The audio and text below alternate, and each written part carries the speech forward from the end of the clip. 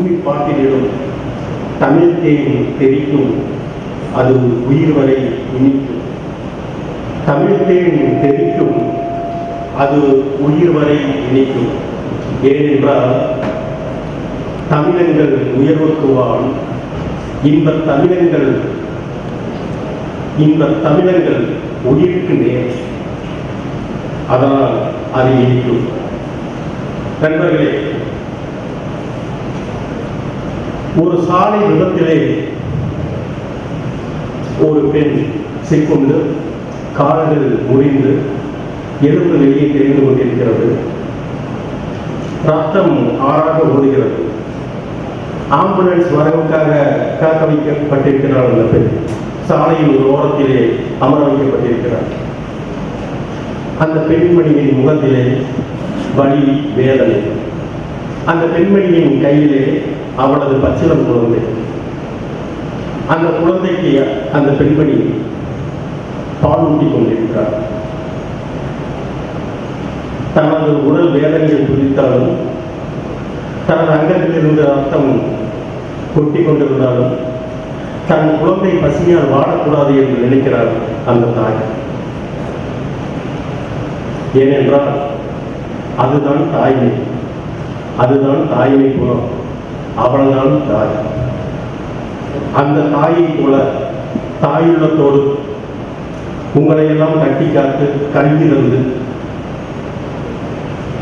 மிகுந்த சவால்களுக்கிடையே மிகுந்த பொருட்செலவில் அழகிய ஒரு கலையரங்கத்தை கட்டி அதை உங்களை எல்லாம் அமரச் செய்து அழகு பார்த்திருக்கக்கூடிய இந்த கல்லூரியின் முதல்வர் அவர்களுக்கு முதற்கண் வணக்கத்தை தெரிவித்துக் கொள்கிறேன்.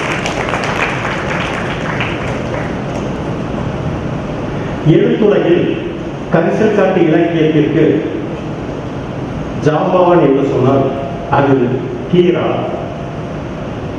ராஜராம் நாராயணன். அதுபோல பேச்சுலகிற்கு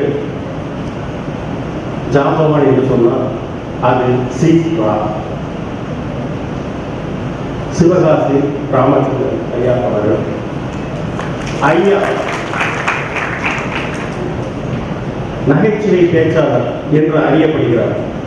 ஆனால் ஐயாவுடைய பேச்சை கேட்டு செல்வோர் கையில் நோட்டு பேனாவோடு செல்ல வேண்டும். தமிழ் இலக்கியங்களையும் வாழ்வியல் தத்துவங்களையும் தனது பேச்சினுடைய மக்களிடம் எடுத்துச் செல்வதிலே ஐயா வல்லவர். ஐயாவுடைய ஒரு சொல்லாடல் கேட்டு நான் அதிசயித்து போனேன். ஒரு பட்டிமன்ற நிகழ்விலே ஐயா சொன்ன ஒரு வார்த்தை சக கடத்தி. அதுவரையிலே நான் ஊர்களிலும் உறவுகளிலும் கேள்விப்பட்ட அந்த வார்த்தை சக்கடத்தி. சக்கடத்தி என்று நான் சிறு வயது முதல் கேட்டு தெரிந்த அந்த வார்த்தையை அவர் சக கடத்தி என்று சொன்னபோதுதான் அதன் உண்மையான பொருள் கொடுத்தது. சக கணத்தை, ஒரே கணவனை, சொத்தை, சுகத்தை பகிர்ந்து கொள்ளக்கூடிய இரண்டு சகோதரிகள் அல்லது இரண்டு பெண்கள் சக கடத்திகள் என்று அவர் சொன்னதை கேட்டு ஐயா ஒரு ஆங்கில பேராசிரியர், ஆனால் அவருக்குள் தமிழ் கடல் ஓடுகிறது என்பதை அன்றுதான் புரிந்து கொண்டேன். இந்த தமிழ் மன்றத்தை சிறப்பிக்க வந்திருக்கக்கூடிய ஐயா அவர்களை வணங்குகிறேன். தமிழ் மன்றத்தை சீரும் சிறப்புமாக வழிநடத்தி வெற்றிகரமாக கொண்டு சென்றிருக்கக்கூடிய எனது அன்புக்குரிய அண்ணன் தமிழ் மன்றத்தினுடைய தலைவர் திருவேங்கடன் அவர்களுக்கு என் முதற்க வணக்கத்தை தெரிவித்துக் கொள்கிறேன்.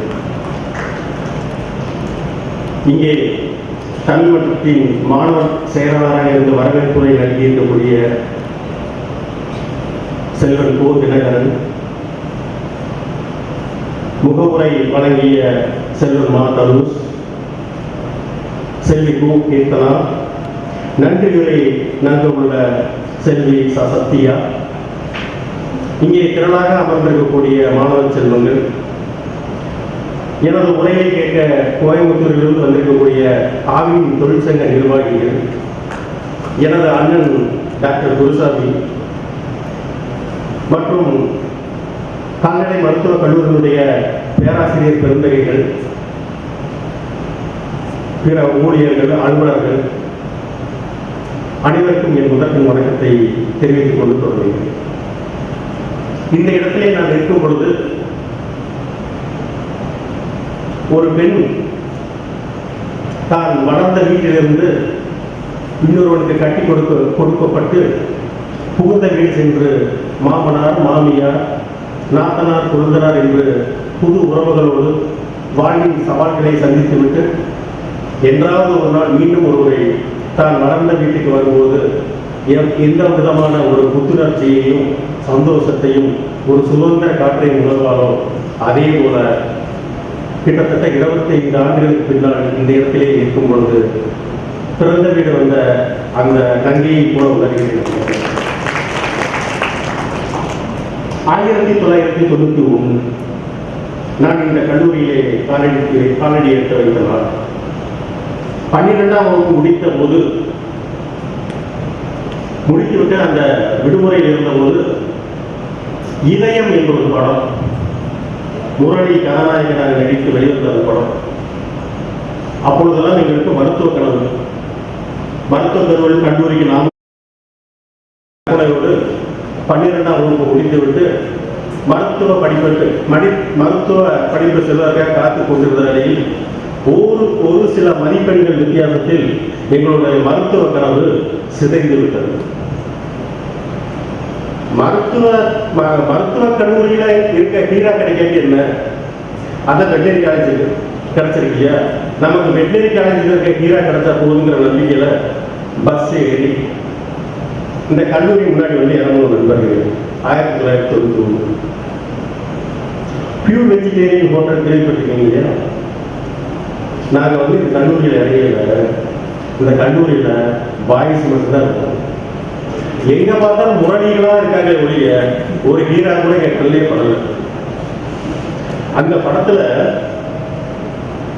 நிறைய பேர் சரித்திரம் ஒருவேளை இதய படம் பார்க்காத சிறுவர்களா இருப்பாங்கன்னு நினைக்கிறேன். ஏன்னா இந்த படம் வந்து கிட்டத்தட்ட 30-35 வருஷம் ஆச்சுனால இதய படம் தெரியல. அந்த படத்துல வந்து கதாநாயகி வந்து காதலி சொல்ல வருவாங்க.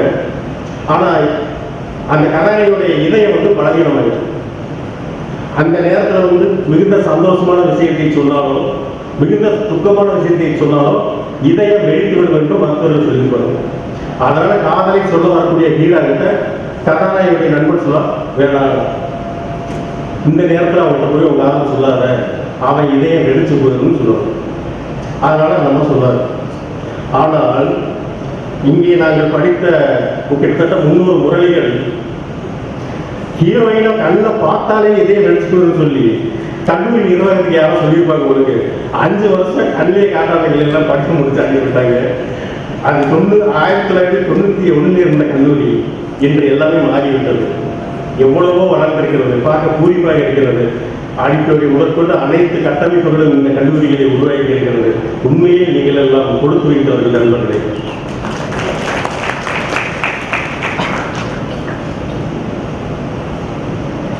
தமிழ் மன்றம் கட்டமைப்புகள் இல்லாத போதும், கட்டளை கண்ணியர்கள் இல்லாத போதும் காட்டுக்குலையாமல் இந்த தமிழ் மன்றம் நடந்து கொண்டிருந்தது. அன்றும் நடந்து கொண்டிருந்தது. சிலம்பொலி செல்லப்பா போன்ற பெரிய ஆளுமைகள் எல்லாம் வந்து பேசியிருக்கிறார்கள். நண்பர்களே, ஒரு விஷயத்தை பெருமையாக சொல்ல வேண்டும். இந்த கல்லூரியிலே படித்த முன்னாள் மாணவர்கள் இன்று IAS அதிகாரிகளாகவும் IPS அதிகாரிகளாகவும் இருக்கிறார்கள். அவர்களது தேர்வில் விருப்ப பாடமாக எடுத்துக்கொண்ட பாடத்தில் தமிழும் ஒரு பாடமாக இருந்தது. தமிழை விருப்ப பாடமாக கொண்டுதான் அவர்கள் IAS ஆகவும் IPS ஆகவும் உயர்ந்தார்கள். அவர்களுடைய வெற்றிக்கு இந்த தமிழ் மன்றமும் ஒரு காரணமாக இருந்திருக்கிறது என்பதை நான் இங்கே குறிப்பிட்டாக வேண்டும்.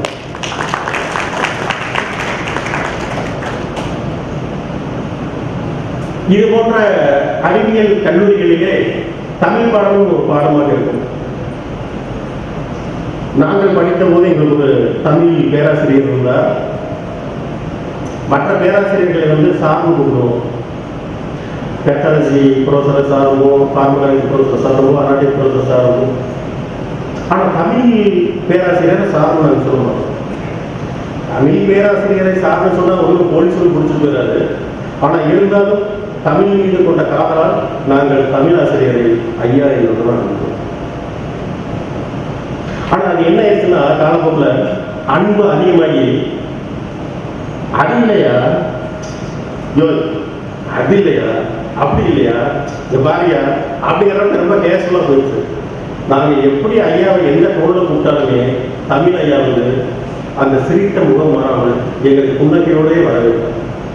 இந்த உலகத்தில் தமிழாசிரியர்களுக்கு மட்டும் ஏன் இவ்வளவு கருணை என்று தெரியவில்லை. இயேசு பிரானை சிலுவையில் அடைந்த போது தன்னை சிலுவையில் அடைந்தவர்களை எவ்வாறு அவர் மன்னித்தாரோ, தன்னெறிய திருமேனி சதை பூண்டு தவிப்பீறி பன்னெறிய படபாடு படும்போதும் பரிந்திருந்தாய் இன்னதென அறிவிலா தாம் செய்யும் இவர்களை மன்னியும் என்று எழில்கழிவாய் மணந்தார் நம் அருள்வள். அதே போல எங்களையெல்லாம் மன்னித்து எழில்கழிவாய் மணந்தார் அந்த தமிழய்யா. அந்த தமிழய்யா போன்றோர் ஆசையோடு தான் நிறைய ஐஏஎஸ் ஐபிஎஸ்கள் இந்த கல்லூரியிலிருந்து உருவாகியிருக்கிறார்கள். அந்த தமிழாசிரியர்களை வாழ்நாளில் என்றென்றும் மறக்கூடியவை. இந்த தமிழ் மன்றத்தையும் வாழ்நாளில் என்றென்றும் மறக்கக்கூடாது என்பதை இந்த தருணத்தில் சொல்லிக்கொள்ள ஆசைப்படுகிறேன்.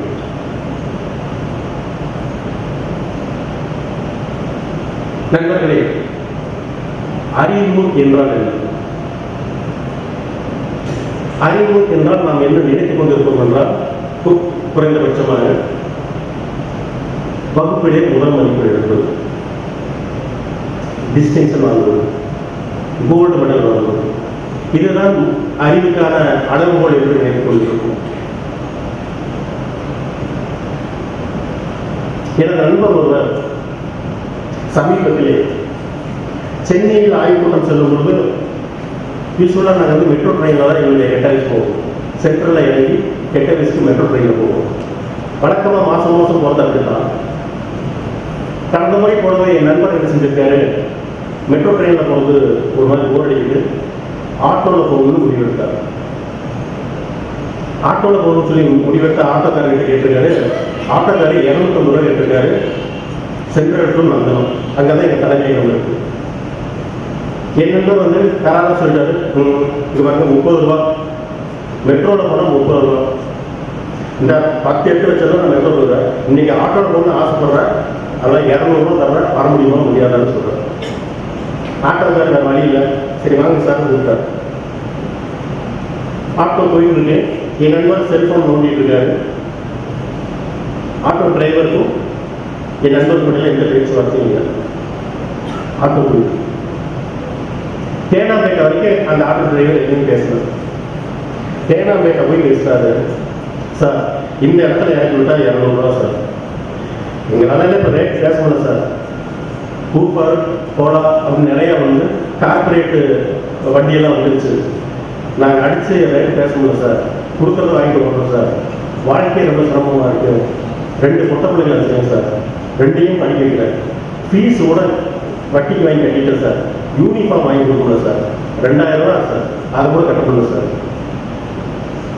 அங்கே அந்த ஸ்கூலில் எல்லாமே யூனிஃபார்மோட போகிறாங்க, என் பொண்ணு மட்டும் கலர் ட்ரெஸ் போட்டு போகிறேன் சார், வந்து அழுகிறா சார் அப்படின்னு அந்த ஆட்டோ டிரைவர் தன்னோட கஷ்டம் சொல்லியிருக்காரு. நண்பர் வந்து எங்கள் சென்னையில் எல்லாமே கணவன் மனைவி 2 பேருமே வேலைக்கு போவீங்க இல்லையா, உங்கள் வீட்டுக்காரமாக வேலைக்கு போகணும்னு கேட்டார். அந்த டிரைவர், இல்லை சார் எங்கள் வீட்டுக்காரர் வந்து 10 வருஷமாக உடம்பு சரியில்லை, பேஷண்டாக இருக்காங்க, என்ன நோயினே கண்டுபிடிக்க முடியல, 10 வருஷமாக வீட்டில் வச்சு பார்த்துருக்கேன், இந்த இதெல்லாம் நினச்சி பார்க்க சில நேரம்லாம் பேசாமல் சூசைட் பண்ணி செத்தெல்லாம் கூட இருக்குது சார் அப்படின்னு ஆட்டோ டிரைவர் சொல்லியிருக்கேன். என் நண்பர் வந்து மனசு ரொம்ப கலங்கிட்டாரு. இவங்க பேசி முடிக்கிறதுக்குள்ள அலுவலகம் வந்துருச்சு. என் நண்பர் இறங்கிட்டார். இறங்கிட்டு அந்த ஆட்டோ டிரைவருக்கு 500 ரூபா கொடுக்குறாரு. ஆட்டோ டிரைவரை அந்த 200 ரூபா போக மீதி 300 ரூபா எடுத்துறாரு. என் நண்பர் வாங்க வேணாம் வச்சுக்க கொடுங்க, உங்கள் பாப்பாவுக்கு பார்க்குற யூனிஃபார்முக்கு என்னுடைய சிறிய பங்களிப்பாக இருக்கணும், இதை வச்சுக்கிறதுன்னு சொல்லிடுறாரு. அந்த டிரைவர் வந்து அழுகிற ஸ்டேஜுக்கு வந்துட்டார். இவன் 200 ரூபா தரன்னு சொல்லும்போது இந்த மனுஷனை பற்றி நம்ம வேற மாதிரி நினைச்சோம், இப்படி ஒரு குணத்துக்காக நடக்கிறானே அப்படின்னு சொல்லி அவர் ஒரு மாதிரி எமோஷன் ஆகிட்டார். இந்த நிகழ்வை அடுத்த நாள் என் நண்பர் போய் அவங்க மனைவிட்டு சொல்றாரு. இந்த மாதிரி எங்கள் ஆட்டோக்கார ஒருத்தர் வந்து சொன்னால் என்னால் மனசு தாங்க முடியல, மனசு கேட்கலாம், அதனால் நான் ஒரு 500 ரூபாய் கொடுத்துட்டு அப்படின்னு சொல்லியிருக்கேன். அவங்க வீட்டுக்காரமா ஏன் நீங்கள் லூஸா அப்படின்னு 30 ரூபாய் போயிட்டு வரத 200 ரூபாய்க்கு கொண்டு போனால் ஓகே, அதாவது பரவாயில்ல. அந்த ஆட்டோக்காரனே 200 தான் மேக்ஸிமம் கேட்குறாங்க, அதை கொடுத்து வைக்கிறவங்க அதை டபுள் மடங்கு 500 ரூபா கொடுத்துருக்கேன், நீ லூஸானு கேட்டிருக்கு. என்னோட நண்பர் வந்து ரொம்ப ஒரு சாதனை பண்ணிக்கிற மாதிரி நினைச்சிட்டு இருந்தவர் அப்படி சுருங்கிட்டாரு, மனம் தளர்ந்துட்டார். இந்த நிகழ்வை வந்து என்கிட்ட வந்து அவர் சொல்லும் போது நான் ஆர்டர் சொன்னவங்க, சார் உங்கள் ஒய்ஃப் உங்களை பற்றி என்ன சொல்கிறாங்க, இந்த உலகம் உங்களை எப்படி பார்க்குறதுங்கிற பற்றிலாம் குழம்பாதீங்க, உங்களை திருவள்ளுவர் உங்களை பற்றி என்ன சொல்கிறாருன்னு பார்க்கலாம் சார் அப்படின்னு சொன்னேன். சார் திருவள்ளுவர் என்னை பற்றி நான் சொல்லியிருக்காரு அப்படின்னு கேட்டார். உங்களை பற்றி தான் சொல்லியிருக்காரு அப்படின்னு சொல்லி சொன்னேன். அறிவினால் ஆகுவது உண்டோ பிரிதி நோய் தன்னோய் நோய் போன்றா கடை அப்படின்னு சொல்லியிருக்காரு சார். நீங்கள் என்ன செஞ்சீங்களோ அதைத்தான் வந்து அவர் எக்ஸாக்டாக அவர் சொல்லியிருக்காரு. உங்களை திருவள்ளுவர் அறிவாளின்னு சொல்லிட்டாரு சார். சார் என்னையவா சார், சத்தியமா சார் உங்களுக்கு அறிவாளின்னு சொல்லியிருக்காரு. அறிவின் பயன் என்பது என்னவென்றால் பிறருடைய வழியை கண்வழி போல் பார்க்கக்கூடிய அந்த பக்குவம் தான் அறிவு அப்படின்னு திருவள்ளுவர் சொல்லியிருக்காரு. அதாவது சிம்பத்தி இல்லை, எம்பத்தி. எம்பத்தி தான், அதாவது இன்னொருவர் நிலையிலிருந்து அந்த நிலையிலிருந்து அதை புரிந்து கொள்வது, அந்த வழியை ஏற்றுக்கொள்வது தான் வந்து அறிவு என்று வள்ளுவர் சொல்றார் சார்னு நான் அவருக்கு ஆர்வம் சொன்னேன். அப்படிதான் அவர் சந்தோஷமாக ஒரு விஷயம்.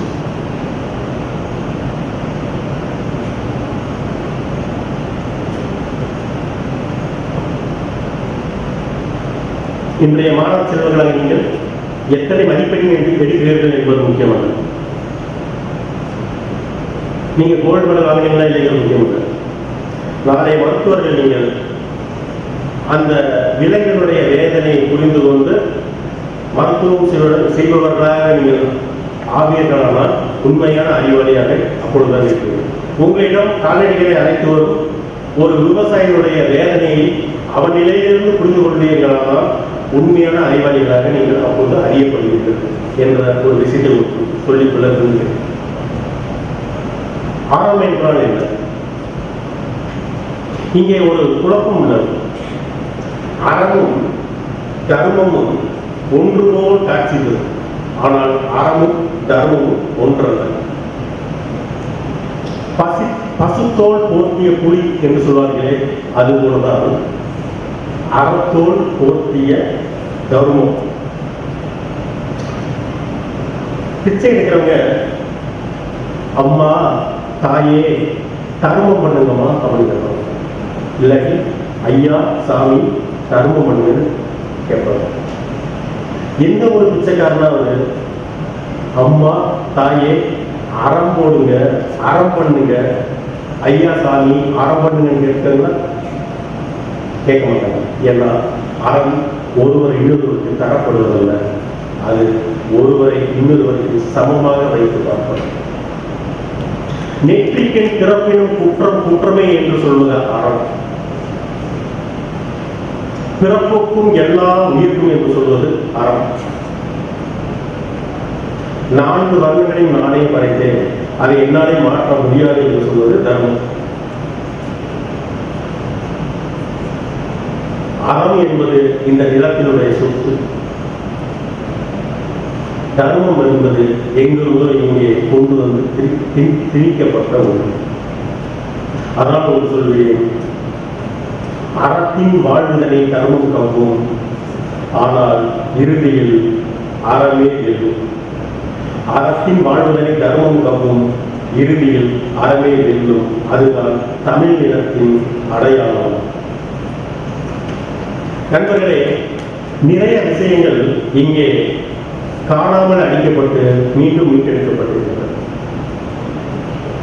அசோக சக்கரவர்த்தி யார் என்று உங்களிடம் கேட்டால், உங்களிடம் உள்ள 5வது படிக்கின்ற பையனிடம் கேட்டால் அசோக சக்கரவர்த்தி பற்றி 50 வரிகளில் ஒரு கட்டுரையை எழுதுகிறோம். ஆனால் இன்றைக்கு 200-300 வருடங்களுக்கு முன்னால் வாழ்ந்த மக்களிடம் போய் அசோக சக்கரவர்த்தி யார் என்று கேட்டிருந்தால் அவர்களுக்கு அசோக சக்கரவர்த்தி தெரியாது. அசோக சக்கரவர்த்தியினுடைய அனைத்து அடையாளங்களும் அழிக்கப்பட்டும் மறைக்கப்பட்டும் இந்த மண் இருந்த காலம் இருந்தது. ஜான் பிரின்சப் என்கின்ற ஒரு ஆங்கில இளைஞர், தொல்பொருள் ஆராய்ச்சியிலே ஆர்வமுள்ள அந்த இளைஞர் வருகிறார்.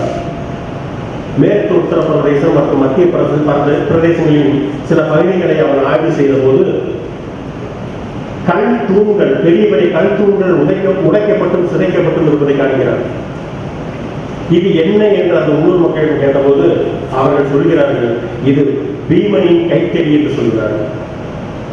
மகாபாரதத்திலே பஞ்சபாண்டவர்களில் ஒருவரான பீமன் ஆஜானுபாகுவான உடல்பாக கொண்ட அந்த மனிதனுடைய அந்த கதாபாத்திரத்தினுடைய கைத்தறி என்று சொல்கிறார்கள்.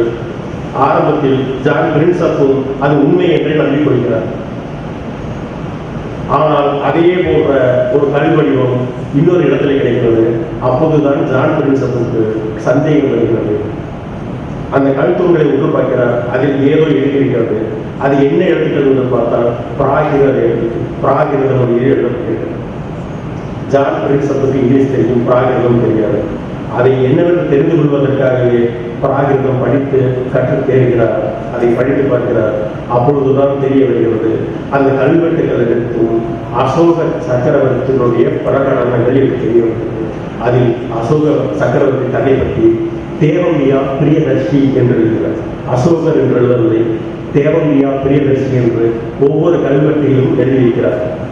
Major rockets, minor rockets, pillar edits என்று அசோக சக்கரவர்த்தி பல நன்மைகள் செய்தார் என்று படித்திருக்கும்.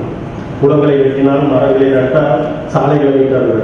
அதில் ஒன்றுதான் அவர் செய்த நல்ல விஷயம். தான் செய்தவற்றை கற்களிலே செதுக்கி வைத்தார். அதனால்தான் ஜான் பிரின்சப்பின் உதவியால் மறைக்கப்பட்ட அசோக சக்கரவர்த்தியை மீட்டு எடுத்து கொண்டு வர முடிந்தது. அதே போல இடைக்காலத்திலே அழிந்து போன இன்னொன்று என்ன என்று கேட்டால் திருக்குறள். இன்று ஆகா ஓகோ என்று கொண்டாடப்படும் திருக்குறள் இடைக்காலத்திலே யாராலும் கண்டுகொள்ளப்படாமல் அட்டாலியில் ஏற்றப்பட்டுள்ளது. எல்லிஸ் பிரபு தமிழ் இலக்கியங்களை தேடி தேடி அதை பதிப்புக்கு வேலை செய்து கொண்டிருந்தார். அப்பொழுது மதுரை மாவட்ட ஆட்சியராக ஹாரிங்டன் என்ற ஆங்கிலேயர் இருந்தார். ஹாரிங்டனுடைய வீட்டில் சமையலாளராக இருந்தவர் கந்தப்பர், அயோத்திதாச பண்டிதர்களுடைய பாட்டனர். அவர் தன்னுடைய வீட்டில் ஒரு ஓலைக்கட்டு இருக்கிறது, அது என்னவென்று தெரியவில்லை என்று ஹாரிங்டனிடம் கொடுக்கிறார். ஹாரிங்டன் அந்த ஓலைச்சுவடிகளை எல்லிஸ் பிரபுவுக்கு அனுப்பிக்கிறார். எல்லிஸ் பிரபு அதை பார்க்கிறார். இரண்டு அடிகளிலே உலக தத்துவங்களை எடுத்துரைக்கக்கூடிய ஒரு இலக்கிய படிமமாக இருக்கிறது. அதை பதிப்பிக்கிறார். அதை ஆங்கிலத்திலும் மொழிபெயர்க்கிறார் எல்லிஸ் பிரபு. அவர் மொழிபெயர்த்து அவர் பதிப்பித்த பின்புதான் திருக்குறளுடைய பொருள் தோங்க தொடங்குகிறது. அந்த சமயத்திலே தஞ்சாவூரை ஆண்ட சரபோஜி மன்னர் அரசியல் விஷயமாக கவர்னர் ஜெனரலை சந்திப்பதற்காக வெஸ்ட் பெங்கால் போறாரு. அங்க அப்போ திருக்குறளுடைய புகழ் இங்கிலாந்து ஃபுல்லா ஓங்கி இருக்கு. சிறப்பான ஒரு நூல் தமிழகத்தில் கண்டெடுத்து சொல்லியிருக்கு. அப்ப கவர்னர் ஜெனரலுடைய பிரதிநிதி சரபோஜி மன்னரை அன்போடு அழைத்து, திருக்குறள் டிரான்ஸ்லேஷன் படிச்சங்க, ரொம்ப சூப்பரா இருக்கு, ஆனா அதனுடைய மூலம் தமிழ்ல இருக்கியா, அதை தெரிஞ்சுக்கணும்னு ஆசைப்படுறோம், நீங்க தமிழ்நாட்டிலிருந்து வந்திருக்கீங்க, எனக்கு கொஞ்சம் சொல்ல முடியுமா அப்படின்னு கேட்டிருக்காரு. கெடு வாய்ப்பாக சரபோஜி மன்னருக்கு தமிழ் தெரியாது, அவரது தாய்மொழி மராட்டி. ஆனால் அவர் அரசர் இல்லையா, சமயோகிதமாக ஒன்று சொல்கிறார், தாங்கள் கேட்கின்ற நூலகம் எங்களது நூலகத்தில் இருக்கிறது, தாங்கள் அனுமதித்தால் நான் ஊருக்கு சென்று உங்களுக்கு அனுப்பி வைக்கிறேன் என்று சொல்கிறார். சொன்னபடியே இங்கு தமிழ் நூலகத்தை, திருக்குறளை அவருக்கு அனுப்பி வைக்கிறார். அந்த நிகழ்வு சரபோஜி மன்னரின் மனதிலே மிகப்பெரிய தாக்கத்தை ஏற்படுத்துகிறது. தமிழ்நாட்டை ஆண்டு கொண்டிருக்கிறோம், ஆனால் நாம் இதுவரையிலும் தமிழுக்காகவும் தமிழ் புலவர்களுக்காகவும் எதுவுமே செய்யவில்லை என்று அவர் மனதில் பட்டதால் அதற்கு பின்னால் தமிழை தேடி தேடி சேகரிக்கிறார், தமிழ் புலவர்களை ஆதரிக்கிறார். அதன் பலனாக விளைந்ததுதான் இன்றும் தஞ்சையில் புகழ்பெற்று விளங்கக்கூடிய சரஸ்வதி மகால் என்ற நூலகம். இப்படி தமிழின் வரலாறு பல்வேறு அறிஞர்களாலும்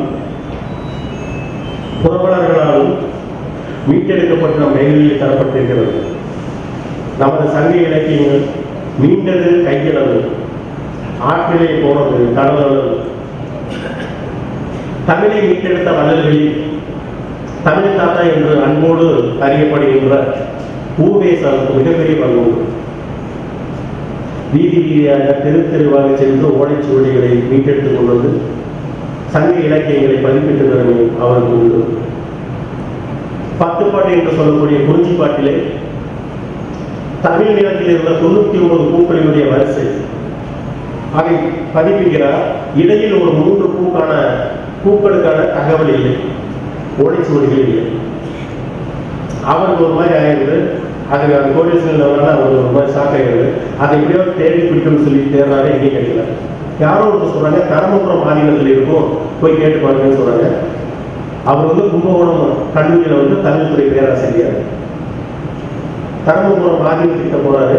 அவர் தமிழ் துறை தருமபுரம் மாநிலமாக மாணிக்கவாசக தேசியம் இருக்காரு. அவர்கிட்ட போய் தான் வந்த விஷயத்தை சொல்றாரு. அவர் தன்னிடமிருந்து ஓலைச்சுவடிகளை எல்லாம் கொடுத்து அதை பார்த்து சொல்றாரு. 2 நாட்கள் 3 நாட்கள் தேடி கிடைக்கவில்லை. அப்பொழுது எதேச்சியாக ஒருத்தர் சொல்றாரு,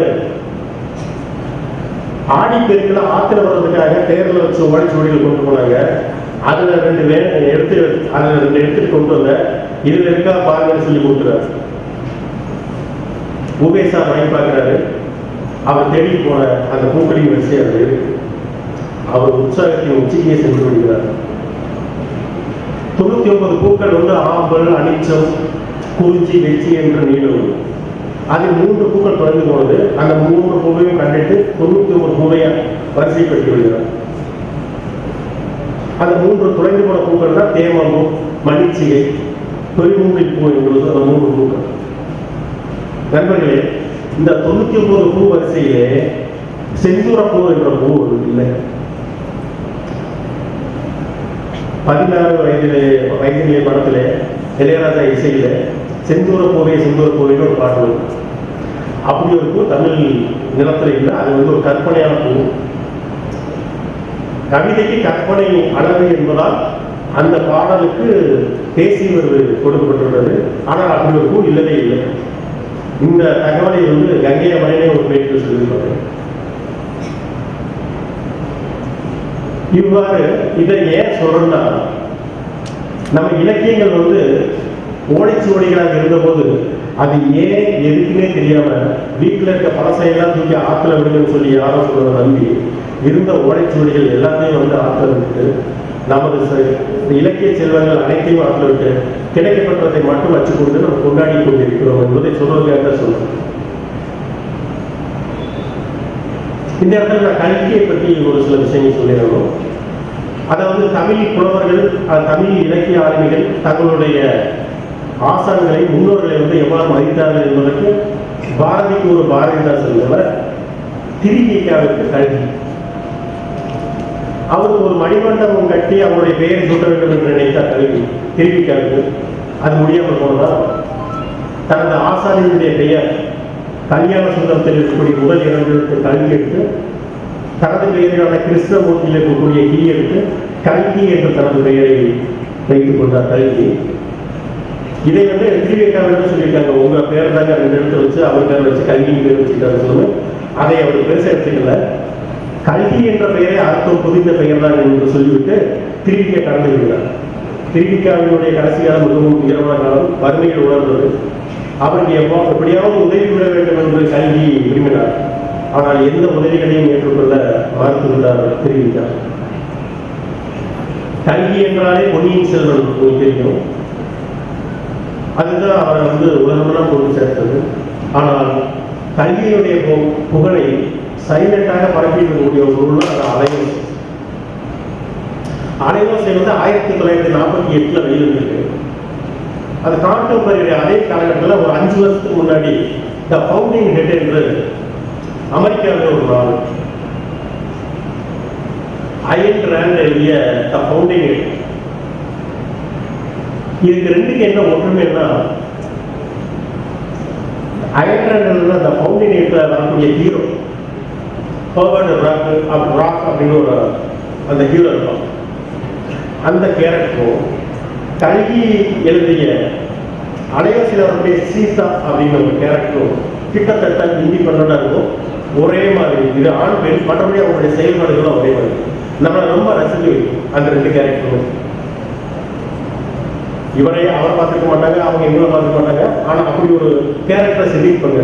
இதுல என்ன அழகும் ஒருன்னா, அயன்றது வந்து ஒரு பெண் ஒரு ஆண் கதாபாத்திரத்தை சித்தரிச்சிருப்பாங்க. கல்வி ஒரு ஆண், சீதாங்கிற ஒரு பெண் கதாபாத்திரத்தை சித்தரிச்சிருப்பாங்க. இந்த ரெண்டு கதாபாத்திரங்கள் இன்றளவும் மெய்சில் இருக்கக்கூடிய கதாபாத்திரங்கள். நம்ம வந்து கதையினுடைய அந்த கதாபாத்திரத்தை ரசிச்சு கேட்கலாம். நண்பர்களே, வாய்ப்புகள் ஃபவுண்டேஷன் படிங்க, வாய்ப்புகள் அழகசி படிங்க. மிகச் சிறந்த வாசிப்பு அனுபவத்தை தரக்கூடிய இது ரெண்டுமே.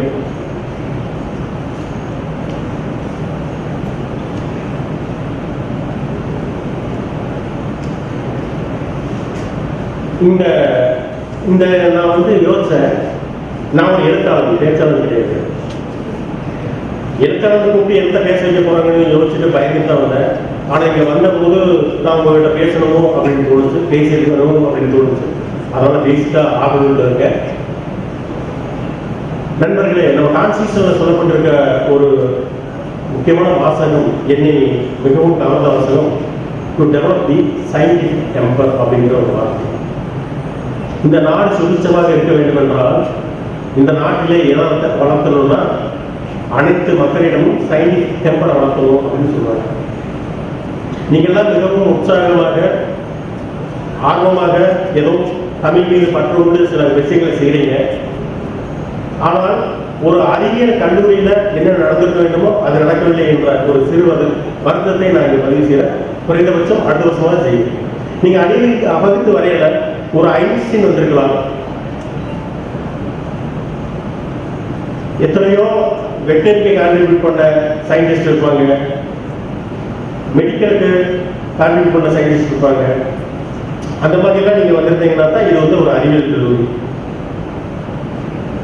அது இல்லாம மறுபடியும் நீங்க ஒரு சயின்டிபிக் ஸ்டூடெண்ட்டுங்கிறத ப்ரூவ் பண்ணாம மறுபடியும்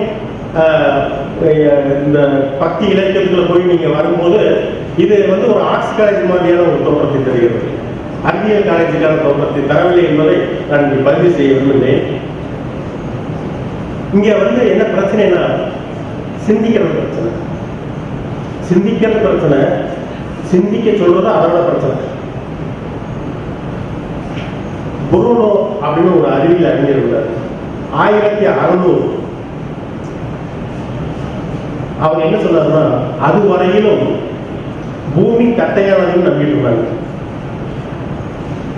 பூமி நிலையா நிற்குது, பூமியை சுற்றி சூரியன் சுற்றி வருதுன்னு நம்பிட்டு இருந்தாங்க.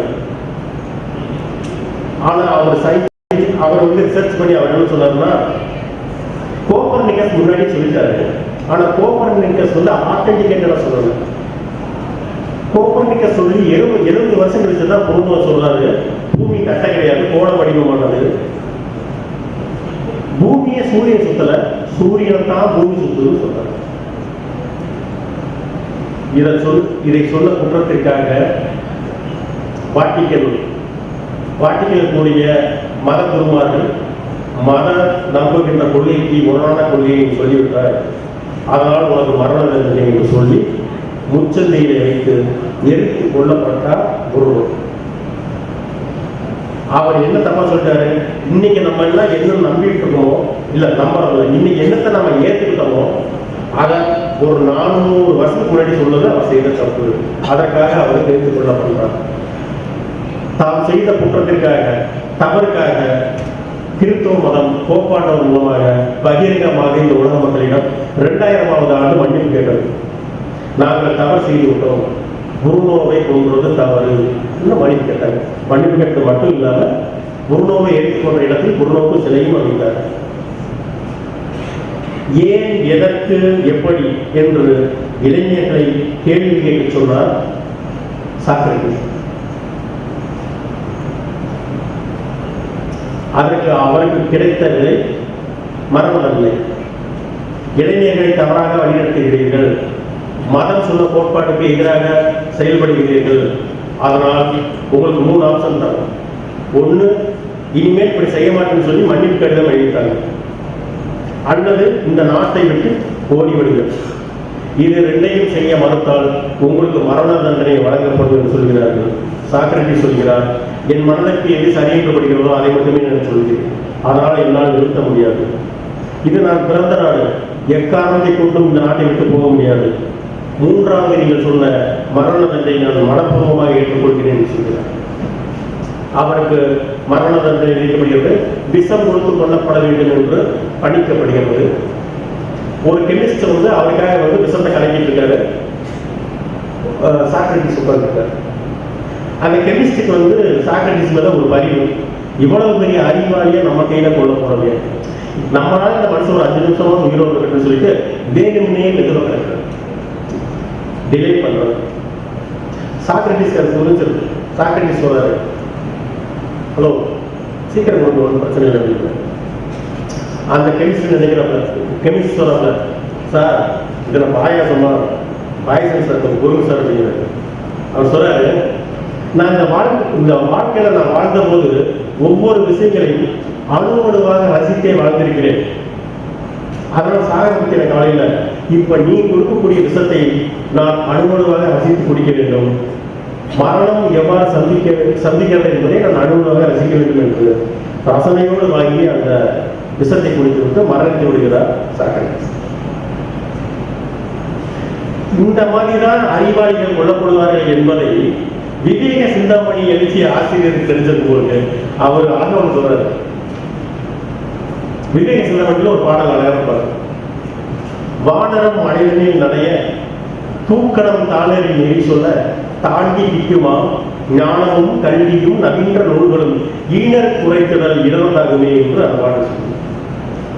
ஒரு குரங்குங்க மழை சோறு மழை பெஞ்சிருக்கு, குரங்கு ஒரு ஒரு விழுத பிடிச்சி தூங்கி மழையில் நடந்துட்டே இருக்கு. அது பக்கத்துல ஒரு சிட்டுக்குருவி ஒரு கூடுக்குள்ள உட்காந்து கூட்டுல அழகான கூடு கட்டி அதை உள்ள உட்காந்துட்டு அந்த குரங்கை பார்த்து சொல்லுது, குரங்கே நான் எவ்வளவு சின்ன குருவி, நானே என் சத்துக்கு ஒரு சின்ன கூடு கட்டி அதுக்குள்ள இருக்கீங்க, மழையில் நனைய முடியலையா, உனக்கு என்ன நோக்கம் இருந்துச்சு, இவ்வளவு பெருசா இருக்குல்ல, நீ ஒரு வீடு கட்டி அதுக்குள்ள அழகாம இருக்க வேண்டியதில்லை, ஏன் நினைச்சிட்டு இருக்கேன்னு குரங்கு, உனக்கு ஒரு கூடு இருக்கிறதுனால எனக்கு அட்வைஸ் பண்றேன் அப்படின்னு இறங்கி அந்த கூட்டை பிச்சு எரிஞ்சது. அதான் சொல்றாங்க, ஞானமும் கல்வியும் நவீன நூல்களும் ஈனருக்கு உரைத்திடல் இடர்வதாக. சாக்ரட்டிஸ் வாழ்ந்த காலத்திலும் புருனோ வாழ்ந்த காலத்திலும் அவர்கள் சொன்ன அறிவுரை என்பது, அவர்கள் சொன்ன நியதி என்பது ஈனர்களுக்கு சென்றதாக அவர்கள் கொல்லப்பட்டார்கள். நீங்கள் எல்லாம் அறிவில் படிக்கின்ற மாணவர்கள் சிந்திக்கும் திறனோடும் செயல்படும் திறனோடும், அதாவது அமுத பாரதியினுடைய ஒரு ஹைக்கு, அந்த காற்றில் எந்த மூங்கி உள்ளார்கள், இதுதான் கவிதை ஹைக்கு. அந்த காற்றில் எந்த மூங்கி உள்ளார்கள். நான் இப்போது ஒரு முறை கேட்க வருகின்றேன், இந்த காற்றில் எந்த மூங்கி உள்ளார்கள், இந்த காற்றில் எந்த மூங்கி உள்ளார்கள். எனது விருப்பம் என்னவென்றால், இந்த காட்டில் அனைத்து மூங்கில்களும் புல்லாங்குழல்களாக மாற வேண்டும், இன்னிசை தர வேண்டும், இசைப்பட வாழ வேண்டும்.